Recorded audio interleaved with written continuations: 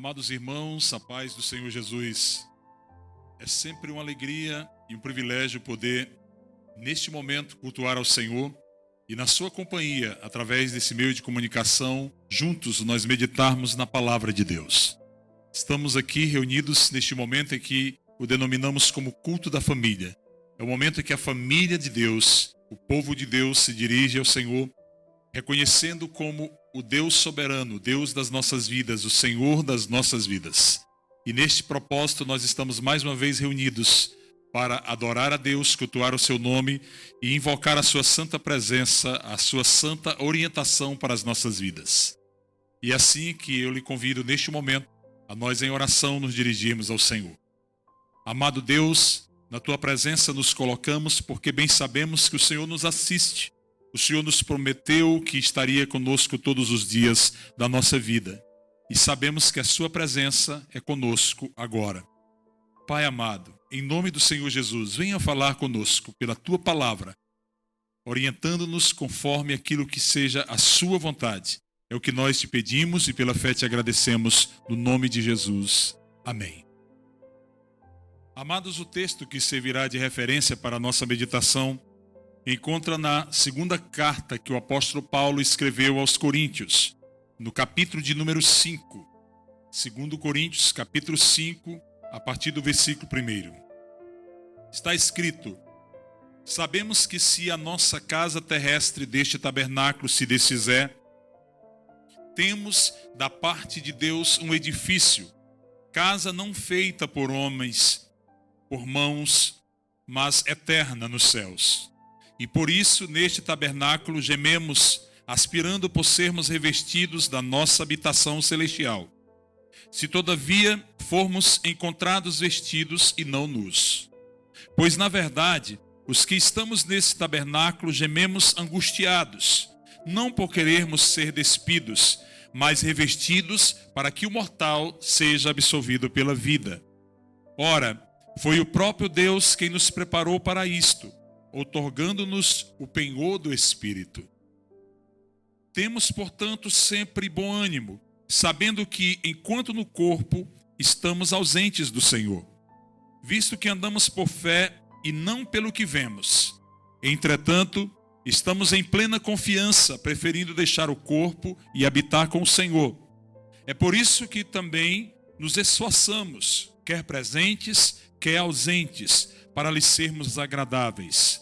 Porque importa que todos nós compareçamos perante o tribunal de Cristo, para que cada um receba segundo o bem ou o mal que tiver feito por meio do corpo. É um texto extraído da epístola que Paulo escreveu à igreja de Corinto, mas um texto de uma grande atualidade para os dias de hoje, sobretudo no momento em que estamos cercados por um sentimento de perda, um sentimento de incerteza, um sentimento de medo, inclusive por esse momento que muitos estão enfrentando nas suas famílias, no meio dos seus amigos, que é a experiência de perder um ente querido. E Paulo, ao escrever à igreja de Corinto, amados, ele faz aqui um esclarecimento e traz para aquela igreja uma grande verdade acerca da experiência da morte e acerca da vida eterna. E eu quero meditar com os amados desse dia sobre aquilo que é a contribuição que o apóstolo Paulo traz para as nossas vidas. A palavra de Deus, que é viva e eficaz, ela nunca volta vazia. E ela sempre produz em nós uma consciência, uma clareza daquilo que é a vontade de Deus para a nossa vida. O versículo 1 do capítulo 5 começa falando, o apóstolo, dizendo que sabemos que se a nossa casa terrestre deste tabernáculo se desfizer, temos da parte de Deus um edifício, casa não feita por mãos, eterna nos céus. Mas o que nós podemos compreender deste versículo? Aqui, o apóstolo Paulo já nos apresenta que todos nós estamos vivendo uma experiência temporária, uma experiência que nós estamos vivendo enquanto aqui estivermos vinculados a esse corpo material. Paulo chama o nosso corpo de casa terrestre, de tabernáculo. E ao mesmo tempo ele diz que após a nossa morte nós estaremos não mais nesta casa terrestre, neste tabernáculo, mas nós estaremos em Deus, num edifício que não foi feito por mãos humanas, mas um edifício que é eterno, um edifício que está nos céus. O apóstolo Paulo diz no início do texto, sabemos. E quando nós olhamos para esta convicção de que o apóstolo Paulo tinha, nós podemos fazer uma pergunta: como é que Paulo ele tinha esta certeza acerca da imortalidade da alma? Como é que Paulo tinha essa certeza acerca desta visão pós-morte, daquilo que nos espera após a nossa morte? Paulo não conhecia tão somente pelas experiências que ele tinha. O conhecimento que Paulo tinha ao escrever à igreja de Corinto não era apenas um conhecimento empírico a partir dos sentidos, obtido a partir das experiências sensitivas. Paulo também não conhecia esta verdade sobrenatural tão somente pela razão, pela capacidade intelectual de raciocínio, lógica que ele possuía. Nem tampouco Paulo estava imbuído de um conhecimento intuitivo, aquele conhecimento típico daqueles que têm um start diante de determinadas realidades e passa a conhecer algo. Mas Paulo, ao falar sobre a vida após a morte, Paulo, ele tinha convicção destas verdades, a partir daquilo que lhe era revelado. Portanto, a verdade que nós estamos aqui a pregar nesse texto bíblico era uma verdade revelada, um conhecimento obtido através de uma experiência mística de que Paulo havia vivenciado.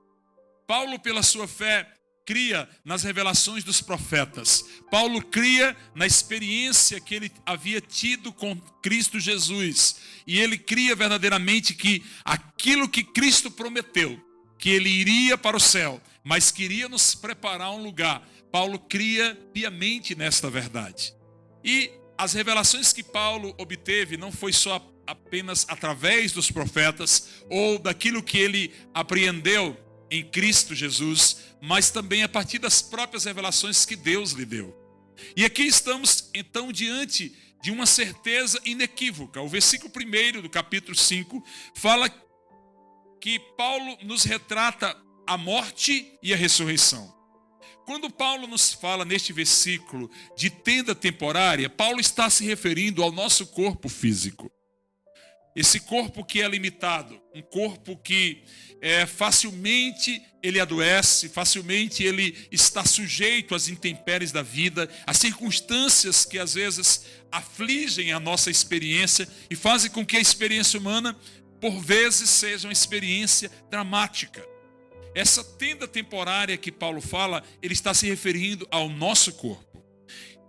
Agora, quando Paulo, em contraponto a esta tenda temporária, ele fala de um edifício permanente, ele está se referindo não ao corpo nosso que será consumido após a nossa morte, mas ele está falando de um corpo glorioso que é reservado para cada um de nós, um corpo permanente e eterno, um corpo que é poderoso, que é belo e que será semelhante ao de Cristo Jesus.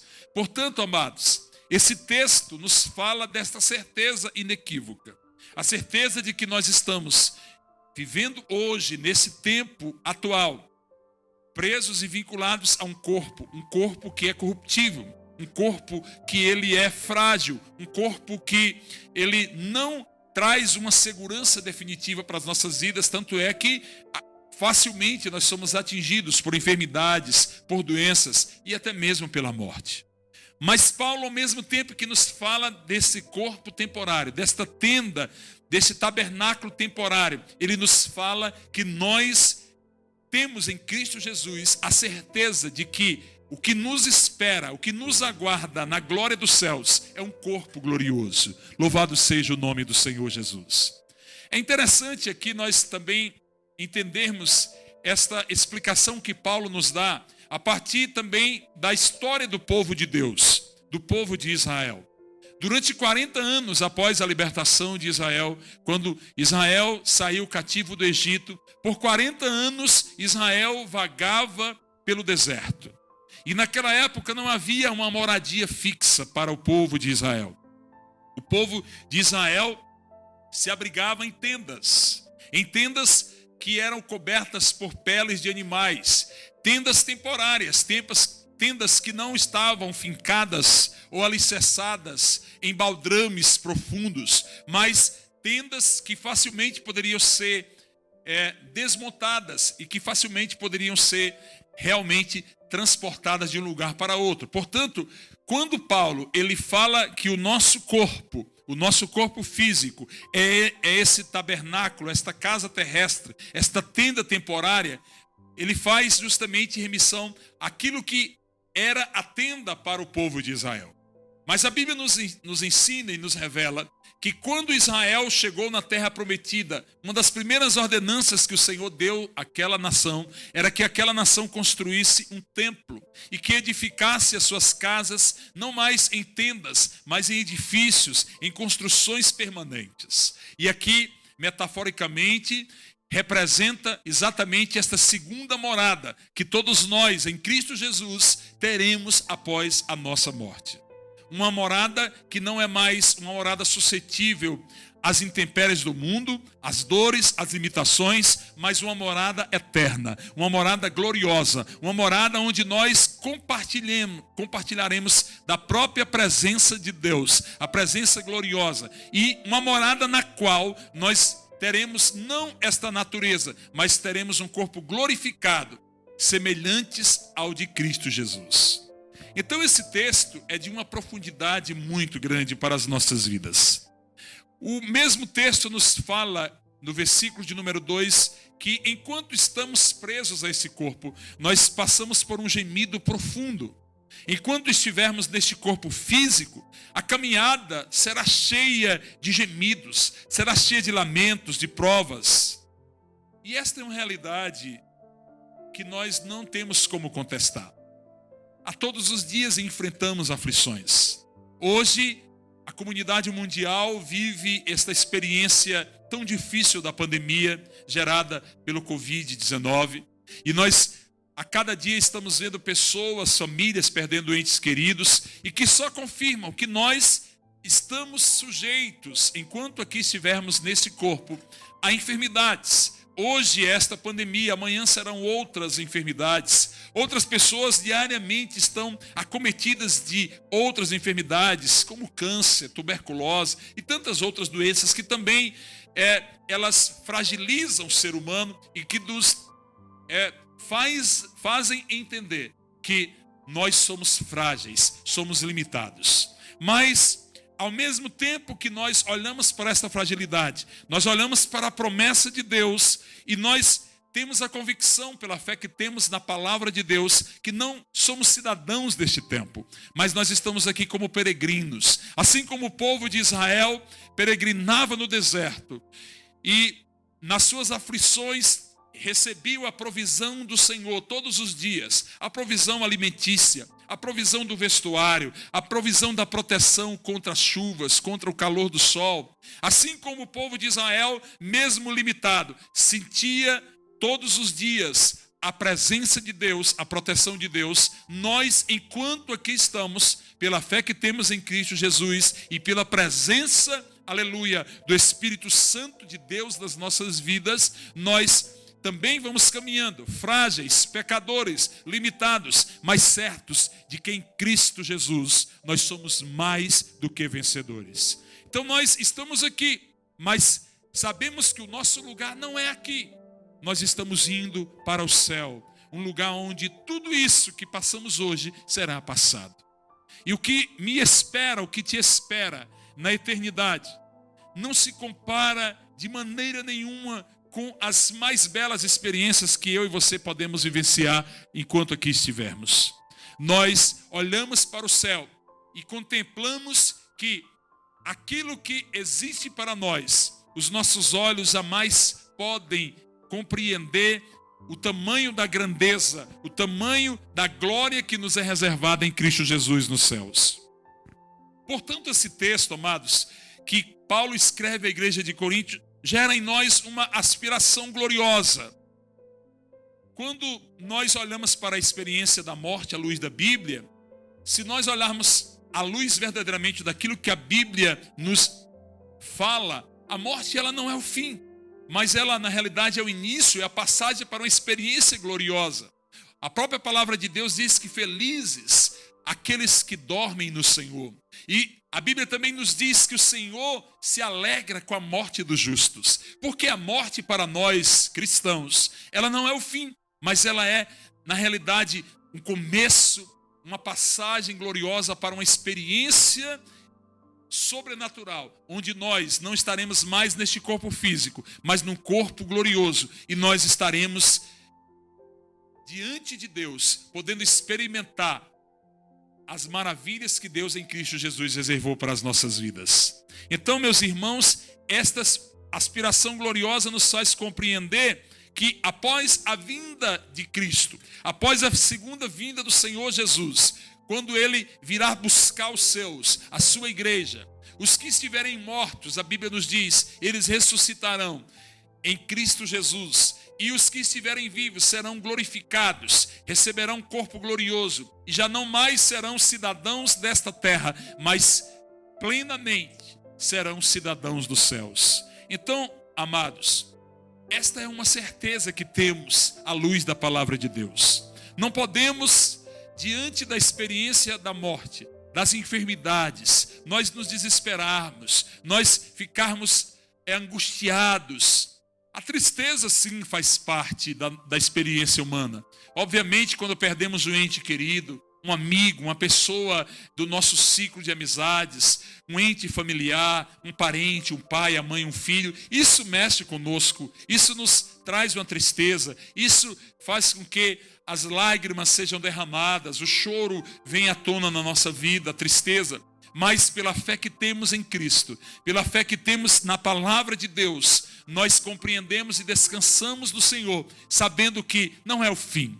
A morte não é o fim. A morte não será o término da nossa jornada, mas verdadeiramente ela representa para nós morrer em Cristo, morrer para Cristo, estar definitivamente em Cristo. E o interessante é que Paulo nos diz, no versículo de número 5, que foi o próprio Deus quem nos preparou para isto, outorgando-nos o poder, melhor dizendo, o penhor do Espírito. Veja que Deus nos preparou para essa esperança, nos dando a garantia do Espírito, nos dando o próprio Espírito como garantia. E isso nos faz compreender aquilo que o próprio Paulo fala ao escrever à igreja de Filipenses. Assim, o cristão, ele pode desfrutar aqui já o sabor da vida eterna. Ele pode e tem a convicção de que tem um pé aqui nesta terra, mas o outro já está na eternidade. Nós não somos cidadãos deste tempo. Nós não somos cidadãos deste mundo, amados irmãos, mas nós somos cidadãos dos céus. Quando Cristo nos resgatou, quando Cristo nos tirou das garras da morte, vencendo a morte, o agrilhão da morte já não está mais dirigido para nos acabar definitivamente, mas pelo contrário, a vitória de Cristo sobre a morte nos garante a vida eterna. Aleluia, louvado seja o nome do Senhor Jesus. E o penhor do Espírito, esta garantia que o Senhor deixou para nós, nos traz a certeza de que a boa obra iniciada por Deus, ela vai ser concluída na nossa vida. Aquilo que Deus iniciou, o aperfeiçoamento, a regeneração, aquilo que Deus começou a fazer em nós, através de Cristo, pelo penhor do Espírito, pela garantia do Espírito Santo, para as nossas vidas e em nossas vidas, esta boa obra iniciada pelo próprio Deus, ela há de ser concluída. Portanto, diante das experiências mais extremas da morte, diante das tragédias mais extremas que a morte traz, olhemos para esta experiência não como fim, mas olhemos para ela com fé, na certeza de que nós temos um Deus que caminha conosco, um Deus que nos ama, um Deus que nos escolheu, um Deus que nos amou primeiro, que nos chamou para a sua presença, um Deus que nos acolheu, um Deus que nos santificou em Cristo, um Deus que nos redimiu, perdoou os nossos pecados, está a cada dia nos aperfeiçoando e que há de nos glorificar, aleluia, para que nós possamos eternamente estar com Deus. Por isso que nós temos uma confiança plena, uma confiança de que nós podemos viver aqui enquanto estamos, e não obstante as dificuldades, e não obstante as lutas, as provas, nós temos a confiança de que há um prêmio para cada um de nós em Cristo Jesus. Paulo, ele convoca aquela igreja a ter bom ânimo, a ter confiança. E eu quero que você creia verdadeiramente que a coragem que eu e você precisamos nesses tempos difíceis, a coragem, a força, o vigor, nós não encontraremos em nós mesmos, nós não encontraremos nas pessoas. A coragem, o vigor, a força para atravessarmos as dificuldades. Hoje é esta pandemia, amanhã pode ser outro problema, outra adversidade, mas a força que precisamos, a coragem que precisamos, ela advém do próprio Deus. É o próprio Deus que multiplica as nossas forças, é o próprio Deus que dá vigor ao cansado. Isso é tão verdade que o Senhor Jesus, ele diz: olha, se você estiver cansado, se você estiver oprimido, vinde a mim, que eu vos aliviarei. Esta é a grande chamada de Deus para as nossas vidas. Nós entregarmos a nossa vida nas mãos dele, crendo que ele é um Deus conosco, um Deus que nos ama, um Deus que cuida de nós, um Deus que tem o melhor para as nossas vidas. Devido à presença do Espírito Santo em nossas vidas, nós podemos, assim como Paulo tinha essa convicção, nós podemos estar convictos, não apenas confiantes no futuro que nos espera em Cristo, mas também corajosos no presente. É tempo de luta, é tempo de prova, de dificuldades, de cautela, de unirmos esforços, de envidarmos esforços para juntos passarmos por essa dificuldade, mas é tempo de confiarmos que Deus caminha conosco, que não estamos sozinhos, que a mão do Senhor nos conduz, que é Ele, aleluia, quem peleja por nós, é Ele quem cuida das nossas adversidades, é Ele sobre quem nós podemos lançar as nossas ansiedades, porque verdadeiramente Ele tem cuidado da minha vida, da sua vida. E quando nós temos essa convicção, à luz desta palavra, de que estamos aqui como peregrinos neste mundo, que o que nos espera é os céus, e que já somos cidadãos dos céus em Cristo Jesus, o passaporte já nos foi dado em Cristo Jesus, nós temos a convicção à luz desse texto, sobretudo no versículo de número 9, que é por isso que também nós nos esforçamos, quer presentes, quer ausentes, para sermos agradáveis ao Senhor. Quando nós temos esta convicção de que Deus nos salvou, e nós sabemos que a nossa salvação, ela não depende e não dependeu das nossas obras, mas foi em razão da graça de Deus, o grande amor de Deus por nós. Nós temos essa convicção de que a salvação não depende das obras, mas nós sabemos que somos salvos para uma vida de boas obras. E é por isso que o versículo 9 nos chama, nos exorta a nós nos esforçarmos, enquanto aqui estamos, para fazer o bem, para fazer a obra do Senhor, para servir ao Senhor com alegria, para gastar as nossas forças, a nossa vida, naquilo que é o plano de Deus para as nossas vidas. Esse tempo de pandemia, esse tempo de adversidade que hoje estamos enfrentando, nós, enquanto igreja do Senhor, temos que encarar como uma grande oportunidade que Deus está dando à igreja para ser um sinal do seu amor no meio daqueles que sofrem. Mais do que nunca, enquanto igreja do Senhor, nós temos a oportunidade de ser sal da terra, de ser luz do mundo.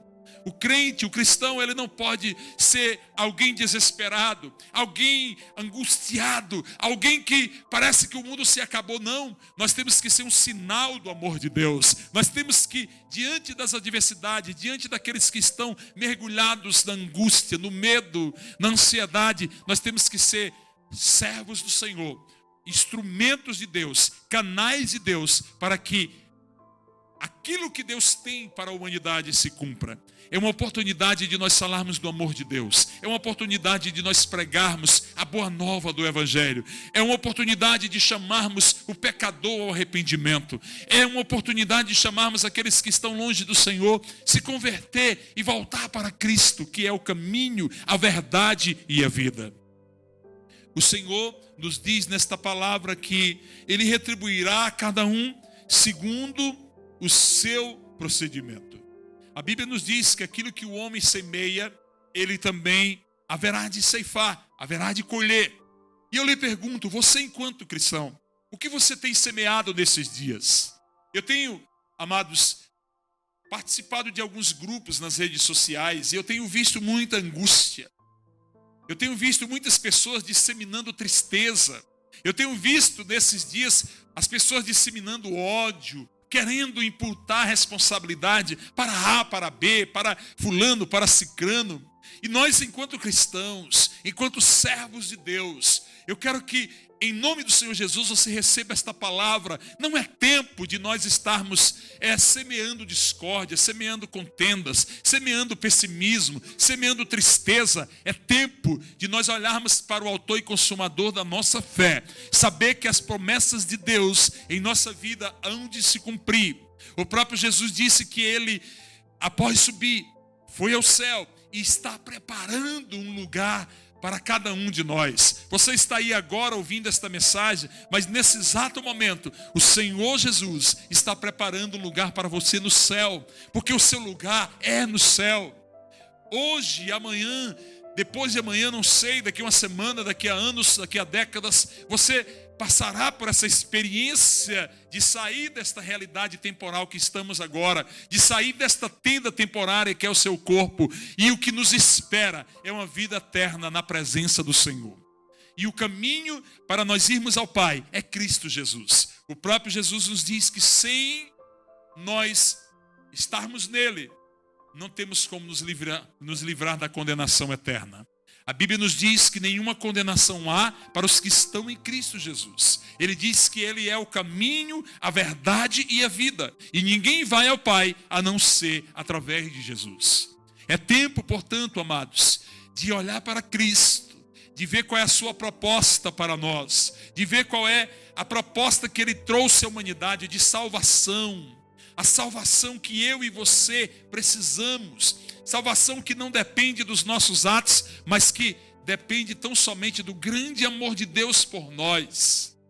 Agora, uma vez alcançados pela salvação, nós somos chamados a praticar boas obras. Enquanto aqui estivermos, sermos instrumentos nas mãos de Deus. Porque um dia, todos nós estaremos diante do grande tribunal de Cristo. E cada um de nós receberá o galardão, a coroa, o prêmio das mãos do próprio Deus por aquilo que fizemos após termos sido alcançados pelo Senhor. Não podemos chegar diante de Deus de mãos vazias. Enquanto aqui estamos, façamos a obra de Deus com amor, servindo ao próximo, devotando a nossa vida ao Senhor e nos entregando aos irmãos. Com estas palavras, eu quero desejar que a mesma palavra que aqui ministrada possa produzir na sua vida fruto de arrependimento, fruto do espírito de gozo, de alegria para a sua vida, para que você possa, nesse momento difícil, saber que você tem um Deus que te ama, um Deus que cuida da sua vida, um Deus que tem o melhor para a sua vida em Cristo Jesus. E o que você precisa tão somente é aceitar aquilo que Jesus tem para a sua vida. Corra para os braços do Senhor. Lance-se diante dele, aceitando como Senhor e Salvador. Se você já fez isto, renove a sua fé em Cristo, dizendo: Senhor, a minha vida é tua. O Senhor vai comigo e eu vou contigo. E eu não abro mão da tua presença. E eu quero estar para sempre na tua santa presença. Agora, assistido pelo teu Espírito Santo, mas em breve, contemplando a sua face e compartilhando da glória dos céus na tua santa presença. Com esta palavra eu quero, se você me permite, orar por você, para que Deus possa lhe abençoar, para que Deus possa acumular sua vida de bênçãos, porque são as bênçãos dos céus que precisamos, são os tesouros dos céus que precisamos, e são esses tesouros que devemos desejar. E com esta oração, eu quero apresentar a sua vida para que os tesouros dos céus sejam sobre a sua família, sobre a sua vida. Oremos. Senhor Deus, obrigado, Pai querido, pela tua palavra. Obrigado por mais uma vez o Senhor ter falado conosco. E eu oro agora, meu Deus, por esses que escutam esta palavra. Por esses que pararam por um momento e estão a ouvir, a meditar na tua palavra. Senhor Deus, abençoa, Pai. Abençoa cada um dos teus filhos, das tuas filhas. Abençoa aqueles que precisam nesta hora do teu amor, da tua graça. Abençoa aqueles que precisam de renovo, aqueles que estão cansados, oprimidos, aflitos. Pai, visita, seca-os com teu amor. Envolve-os com teu amor, com a tua graça. Senhor Deus, é isso que nós te pedimos e pela fé te agradecemos em nome de Jesus. Amém. Muito obrigado pela sua companhia. Que Deus em Cristo te abençoe.